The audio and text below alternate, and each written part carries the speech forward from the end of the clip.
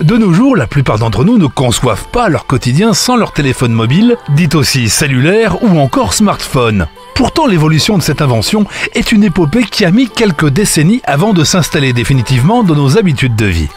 C'est en 1973 que l'américain Martin Cooper invente le téléphone portable cellulaire. Et il faudra attendre 1980 pour voir apparaître les premiers téléphones sans fil. 1981 fut l'année de la mise en service du premier téléphone portable en France. Plus exactement mobile, puisque c'était un radiotéléphone de voiture, extrêmement onéreux tant à l'achat qu'à l'utilisation, et exploité par le réseau Radiocom 2000. Une simple prise suffit pour brancher le combiné Radiocom 2000. Autre avantage, le système peut être codé par l'utilisateur pour éviter quelques abus.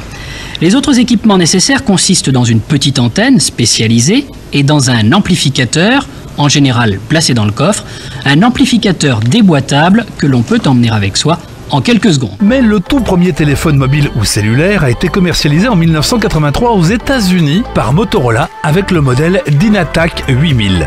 Mesurant 25 cm plus 13 cm et demi d'antenne et pesant près d'1 kg, il était vendu à l'époque 4 000 $, soit plus de 3 400 €. Un prix prohibitif qui le rendait inaccessible à la plus grande partie des consommateurs. De plus, sa batterie nécessitait 10 heures de chargement pour seulement 1 heure d'autonomie. En France, c'est au tout début des années 90 qu'une évolution se dessine avec l'arrivée du téléphone Pointel appelé Bebop. Il fut bel et bien le premier téléphone portable urbain entre 1991 et 1997. Comparé à une sorte de cabine téléphonique portable, de par ses capacités techniques limitées, il fut assez rapidement concurrencé par l'arrivée des téléphones GSM. Et si nous parlions donc de l'avenir, avenir tout proche, même s'il paraît encore être du domaine de la science-fiction, un téléphone pas plus grand qu'une télécommande de téléviseur et avec lequel vous pourrez appeler partout, de n'importe où, c'est fabuleux et c'est pour demain. Reporter Marc Maisonneuve, Jean-François Becquet. Plus jamais ça. Fini l'attente exaspérée devant des cabines encombrées. La solution, un vrai téléphone de poche bien moins coûteux que le radiotéléphone, le Pointel. Henri Sagnier ? Oui, c'est lui-même. Bonjour, c'est Marc Maisonneuve. Ah, salut Marc, ça va? Je téléphone, je suis en plein milieu du parc des expositions. Mais je téléphone avec un appareil, main libre, et je suis à 150 mètres d'une borne qui sert à le faire fonctionner. C'est pas vrai, ça marche, hein, c'est bien. Je te reçois 5 sur 5 là. Ouais, c'est bon. Ah, je peux marcher, hein. J'espère que c'est une invention française au moins. En partie, puisque chaque pays d'Europe aura son invention, un accord fixant la norme vient d'ailleurs d'être signé. En France, le prototype fonctionne, c'est le Pointel. Le radiotéléphone est aujourd'hui réservé à une élite parce que c'est une nouvelle infrastructure qui coûte très cher à mettre en place et le service est donc cher. Ce nouveau service réutilise en grande partie celle du réseau filaire, du téléphone de tout le monde et pourra donc être offert à une population beaucoup plus large. Les Anglais, plus rapides que lorsqu'ils creusent un tunnel, ont déjà mis leur propre système en service. Le Pointel français est encore expérimental, mais on fixe déjà une date de commercialisation chez les fabricants.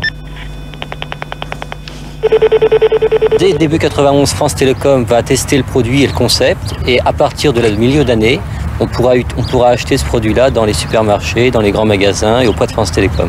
Ça va pas être très cher pour le grand public?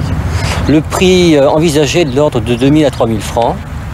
Plus l'abonnement et toutes les communications à payer. Oui, mais l'abonnement est prévu pour aller vers le grand public, c'est-à-dire que les prix des communications ne seront pas plus chers que les prix des publiphones aujourd'hui.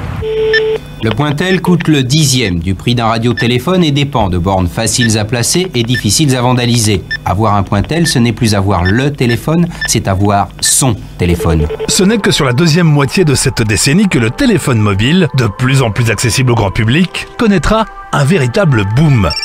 L'année 2007 signe une nouvelle révolution de la téléphonie mobile, avec la commercialisation du téléphone intelligent tactile, le smartphone d'Apple. La folie de l'iPhone. Les passionnés de nouvelles technologies le connaissent déjà. Il s'agit d'un téléphone, d'un portable avec de nouvelles applications. Alors téléphone du futur ou dernier gadget à la mode, chacun se fera son idée. 399 € plus 49 € par mois minimum, mais un téléphone pas comme les autres. Baladeur musical, album photo, que l'on feuillette grâce à un écran tactile et l'accès à Internet illimité. On peut acheter de la musique directement en appuyant sur un bouton. D'un bout de doigt, comme ça je paye comme ça une nouvelle chanson sur Internet.